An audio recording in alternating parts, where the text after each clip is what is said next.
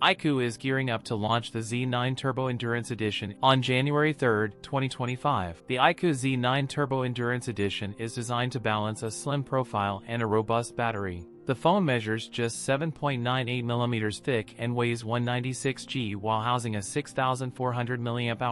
iQOO claims the device maintains the same thickness, offering users extended usability without compromising on portability. According to official claims, the phone can continuously play videos for an impressive 22.7 hours, making it ideal for heavy multimedia usage. The new model will debut in an exclusive flying blue color variant, which features a textured back cover with a wavy pattern. Its rear dual-camera setup includes a 50MP primary sensor with OIS stabilization and an 8MP secondary lens and 16MP front camera. The phone is powered by the Qualcomm Snapdragon 8 Gen 3 chipset. It may offer of 16GB RAM. It has a 6.78-inch flat OLED display with a 1.5K resolution and 144Hz refresh rate, promises vivid visuals and smooth scrolling, and support 80W wired fast charging. That's it for today's video. If you enjoyed it, don't forget to like, comment, and subscribe for more content. Thanks for watching, and I'll see you in the next one.